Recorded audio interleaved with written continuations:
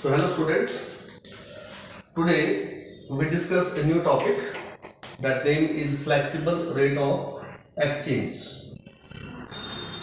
Flexible rate of exchange. तो जैसे कि आप जानते हैं कि मैंने कल आपको फिक्स एक्सचेंज रेट के बारे में बताया था और आपने उस वीडियो को देखा होगा, लाइक किया होगा। आज उसी टॉपिक को हम कंटिन्यू करेंगे और बताएंगे कि जो करंट सिचुएशन में जो एक्सचेंज रेट है वो किस प्रकार से वर्क करती है, उसका डिटर्मिनेशन किस तरीके से होता है और उस रेट ऑफ एक्सचेंज को हम किस नाम से जानते हैं। तो आज का टॉपिक हमारा फ्लेक्सिबल रेट ऑफ एक्सचेंज पर रहेगा। तो हम टॉपिक स्टार्ट करते हैं।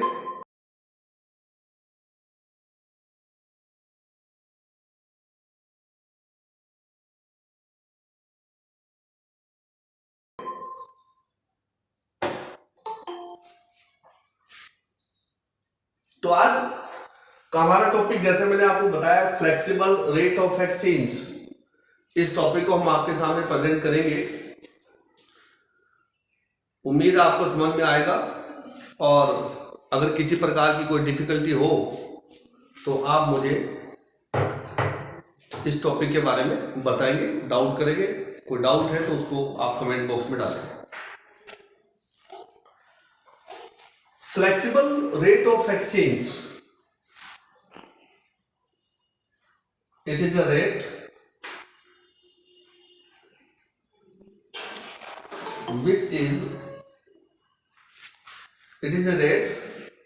which is determined in foreign exchange market. It is the rate which is determined in a foreign exchange market. यानी फ्लेक्सिबल रेट ऑफ एक्सचेंज कौन सी रेट है? ये वो रेट है जो फॉरेन एक्सचेंज मार्केट में डिटरमिनेट होती है। हमने फिक्स रेट ऑफ एक्सचेंज को पढ़ा जो कि फॉरेन एक्सचेंज मार्केट में डिटरमिनेट नहीं होती थी, बल्कि दो कंट्री के बीच उनकी गवर्नमेंट की म्यूचुअल अंडरस्टैंडिंग के बेस पर गोल्ड स्टैंडर्ड सिस्टम का यूज करते हुए उसका डिटरमिनेशन होता था। आज हम फ्लेक्सिबल रेट ऑफ एक्सचेंज को पढ़ रहे हैं और इस रेट ऑफ एक्सचेंज में हमने आपको बताया कि इस रेट ऑफ एक्सचेंज का डिटरमिनेशन फॉरेन एक्सचेंज मार्केट में इसका डिटरमिनेशन होगा। अब हमने यहां वर्ड यूज किया मार्केट। मार्केट का मतलब क्या है? मार्केट एक वो प्लेस है जहां पर बायर और सेलर होते हैं। तो हम यहां पर किस चीज की बाइंग और सेलिंग करेंगे? यहां पर हम बाइंग और सेलिंग करेंगे फॉरेन करेंसी की। ठीक है, तो फॉरेन करेंसी की बाइंग और सेलिंग के बेस पर हम एक्सचेंज रेट का डिटरमिनेशन करेंगे। तो आइए देखते हैं इसका डिटरमिनेशन कैसे होता है। तो हम बताएंगे it will determinate where demand and supply of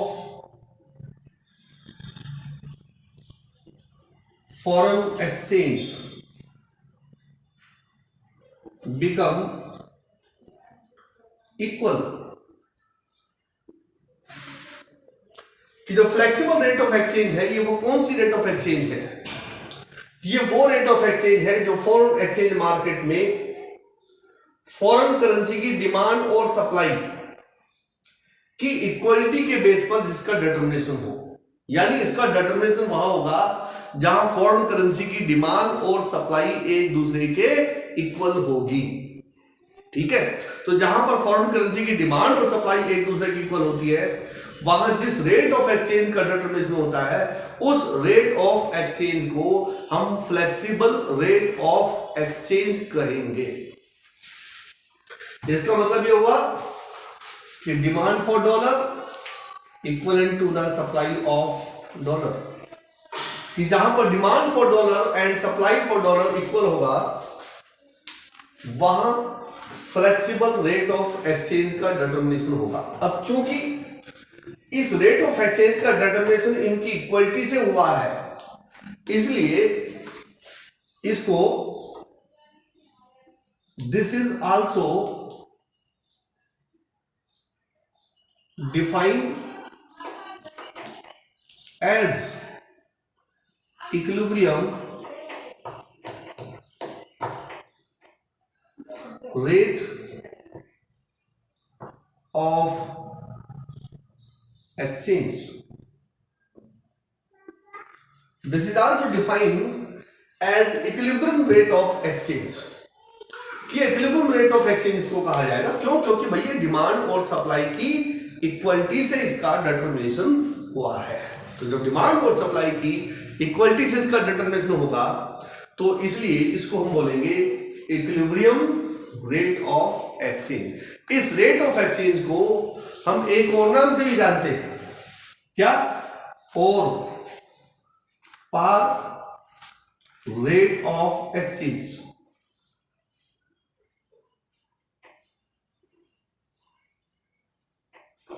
इसको पर रेट ऑफ एक्सचेंज भी हम बोलते हैं, ठीक है।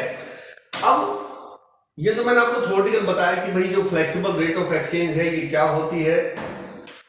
पहली बात कि ये वो रेट है जो फॉरेन एक्सचेंज मार्केट में जिसका डिटर्मिनेशन होता है।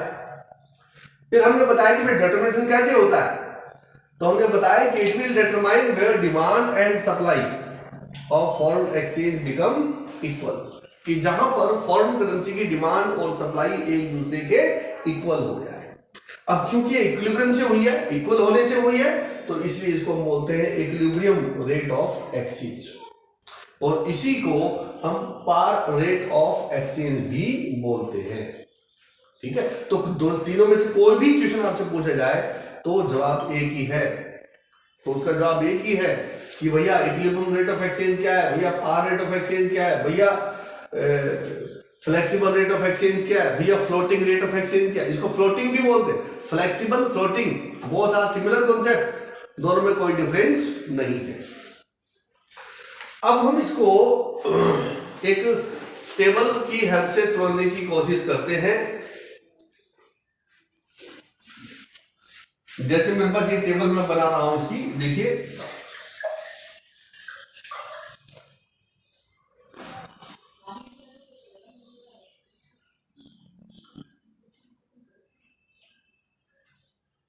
Rate of exchange, rate of exchange in form of Indian value, यानी रुपीस के फॉर्म में rate of exchange, demand for dollar, हमने अमेरिकन करेंसी लिया यहां, सप्लाई ऑफ डॉलर, ठीक है। Let rate of exchange is 50 rupee, की rate of exchange is 50 rupee per dollar. So at this rate, the buyer who want to buy dollar, they demanded $700, but the seller want to sell $500, कि अगर market में 50 रुपी rate of exchange है तो इस 50 रुपी rate of exchange के ऊपर जो buyer है वो $700 की डिमांड करना चाह रहे, तो दूसरी तरफ जो सेलर है They willing to sell only $500. Now, if the rate of exchange becomes 60 rupee per dollar, कि अगर रेट ऑफ एक्सचेंज 60 रुपी पर डॉलर हो गया तो क्योंकि प्राइस बढ़ गया तो उसके अकॉर्डिंग डिमांड फॉल हो गया, इट बिकम $600। अब चूंकि प्राइस बढ़ा है तो सेलर को लगता है कि बेनिफिशियल है सेल करना, so they ready to sell more quantity of dollar, so they are willing to sell $600 and now the rupees is 670 per dollar. Now the buyer willing to buy $500 but the seller willing to sell $700. So here according to this table we comes to know that at rupees 60 the demand of dollar is 600 and supply of dollar is 600, so demand and supply are equal. Demand and supply are equal. So this is the flexible rate of exchange 60 rupee. Here determinate 60 rupee. हमने आपको बताया कि जो 60 रुपी है ये flexible rate of exchange का हमने determination किया है। किस तरीके से किया आपको समझ में आएगा। थ्योरेटिकल जो हमने लिखा है कि फ्लेक्सिबल रेट ऑफ एक्सचेंज का डिटर्मिनेशन वहां होगा जहां पर डिमांड सप्लाई इक्वल होगी। तो हमने उस टेबल में दिखाया कि at rupees 60 the demand is $600 and supply is also $600. So at rupees 60 demand and supply of dollar become equal. So 60 rupee exchange बनती है। तो इस प्रकार से हमने इसका डिटर्मिनेशन फॉरेन एक्सचेंज मार्केट में through the demand and supply हमने इसका किया है। उम्मीद है आपको ये बात समझ में आई होगी। अब हम इस टॉपिक को ग्राफिकली भी समझने की कोशिश करते हैं कि फ्लेक्सिबल रेट ऑफ एक्सचेंज का डिटर्मिनेशन ग्राफिकली कैसे होगा।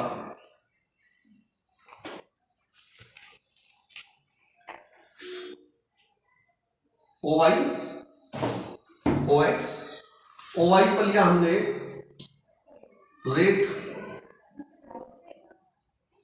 Of exchange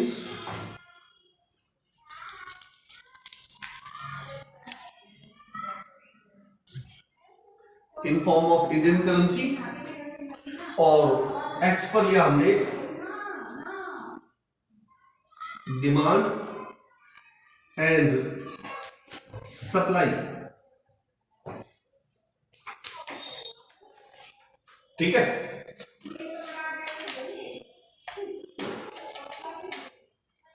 this is the demand for dollar and this is the supply of dollar। यहां पर डी डिमांड फॉर डॉलर है, लेफ्ट टू राइट डाउनवर्ड। जैसा आप जानते हैं डिमांड कर्व हमेशा लेफ्ट टू राइट डाउनवर्ड होता है। ये सप्लाई कर्व है, left to right upward, supply of dollar. Both close together at point E, दोनों ई पॉइंट पर एक दूसरे को क्रॉस कर रहे हैं।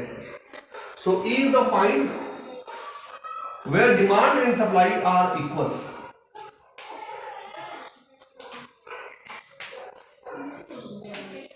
So at this point R1 rate of exchange determinate and at this rate OM1 value of currency we are demanding and supplying in the market।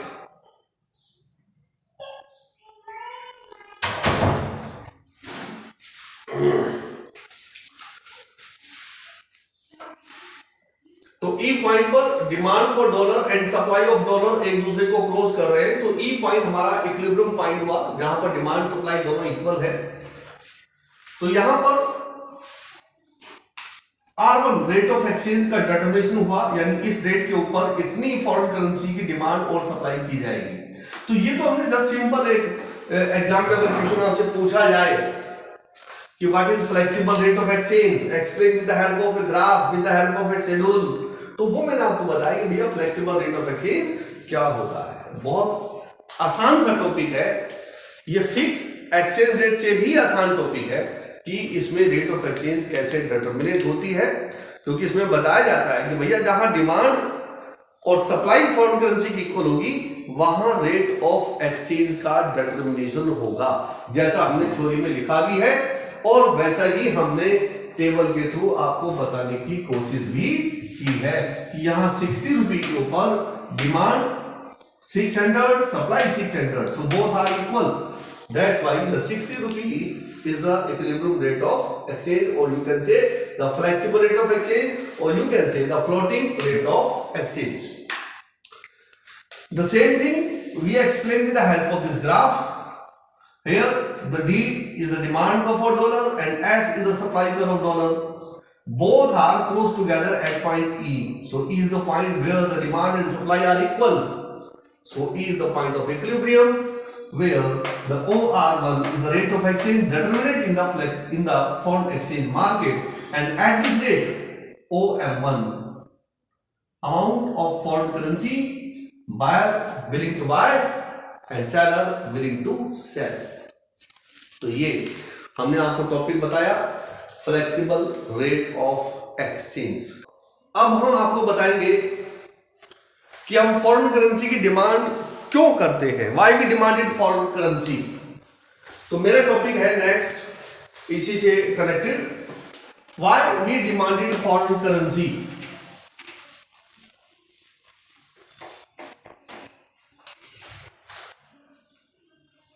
Why we demanded foreign currency. Why we demanded foreign currency, हम foreign currency की demand क्यों करेंगे, या हम foreign currency की demand हम क्यों करते हैं, उसका क्या यूज है हमारे लिए, हम क्यों उसको बाय करना चाहते हैं। तो बहुत सिंपल से जवाब है कि भाई हम फॉरेन करेंसी का करेंगे क्या, उसका यूज क्या, उसके अकॉर्डिंग उसकी डिमांड की जाएगी। तो क्यों करते हैं, पहला to import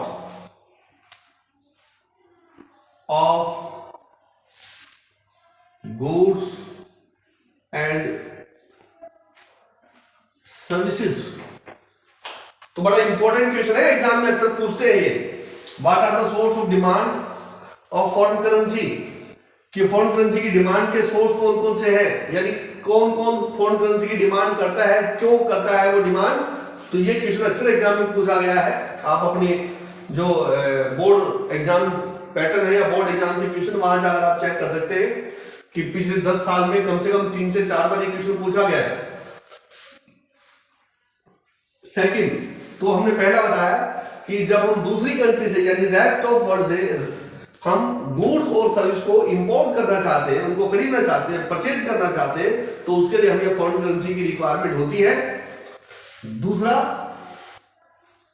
to invest in rest of world,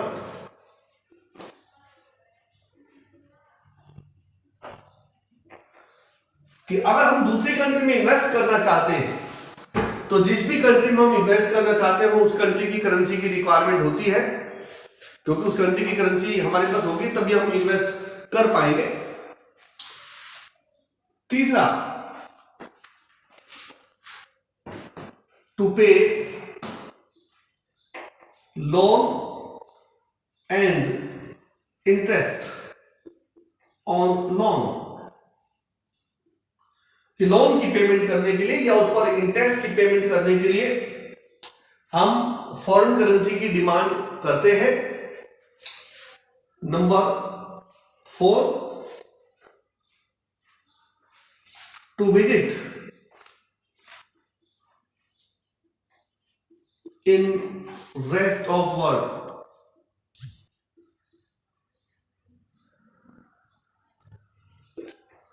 कि दूसरी कंट्री में जब हम विजिट करते हैं, वहां घूमने फिरने के लिए जाते हैं, टूरिज्म पर्पस से जाते हैं, तो हमें फॉरेन करेंसी की रिक्वायरमेंट होती है। तो जिस भी कंट्री में हम टूरिज्म पर्पज से जाएंगे, हमें उस कंट्री की करेंसी की रिक्वायरमेंट होगी।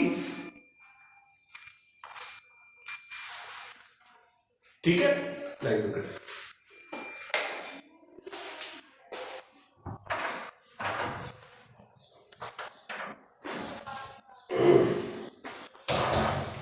So to visit in the rest of world, to get education,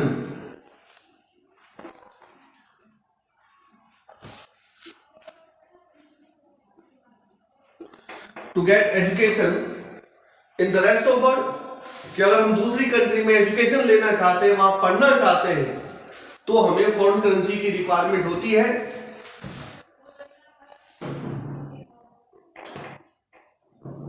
to send money to our relative, कि अगर हमें अपने रिलेटिव के पास मनी सेंड करना है तो हमें फॉरेन करेंसी की रिक्वायरमेंट है। और लास्ट, फॉर वेंचर कैपिटल, आवाज हो रही है, फॉर वेंचर कैपिटल, कि वेंचर कैपिटल के लिए भी हमें फॉरेन करेंसी की रिक्वायरमेंट होती है। इसका मतलब हम दूसरी कंट्री की करेंसी को हम परचेज करके रखते हैं, किस लिए? ताकि फ्यूचर में जब उसके रेट हाई होंगे उसको हम सेल करके प्रॉफिट बुक करेंगे, तो उस पर्पज से भी हम फॉरेन करेंसी की डिमांड करते हैं। तो मैंने बहुत सारे सोर्स, 7 सोर्स लिख दिए हैं, आपको 3-4 सोर्स याद रखने होते हैं एग्जाम के पर्पज से। तो ये मैंने टॉपिक आपको बताया है, why we demanded foreign currency. ठीक है, तो आज का आपने मेरा वीडियो देखा होगा, फ्लेक्सिबल रेट ऑफ एक्सचेंज पर मैंने पूरा डिटेल डिस्क्रिप्शन आपको दिया है, जिसमें मैंने फ्लेक्सिबल रेट ऑफ एक्सचेंज का डिटर्मिनेशन, थ्योरेटिकल, टेबुलर, ग्राफिकल मैंने आपको एक्सप्लेन करने की कोशिश की है। साथ ही साथ मैंने सोर्स ऑफ डिमांड को भी आपको एक्सप्लेन किया है। अपने नेक्स्ट टॉपिक में हम डिस्कस करेंगे सोर्स ऑफ सप्लाई को, और साथ ही साथ हम इफेक्ट को स्टडी करेंगे कि रेट ऑफ एक्सचेंज का डिमांड पर क्या इफेक्ट होगा और सप्लाई पे क्या इफेक्ट होगा। और साथ ही हम ऑपोजिट भी पढ़ेंगे कि अगर फॉरेन करेंसी की डिमांड और सप्लाई में चेंज आता है तो उसका एक्सचेंज रेट पर क्या इफेक्ट होगा। लेकिन उस वीडियो को लेने के लिए, उसको स्टडी करने के लिए आपको मेरे चैनल को सब्सक्राइब करना पड़ेगा, लाइक करना पड़ेगा, बेल आइकन को प्रेस करना पड़ेगा, ताकि जैसे ही मेरी नेक्स्ट वीडियो यूट्यूब पर अपलोड हो आपको इसका नोटिफिकेशन मिल जाए।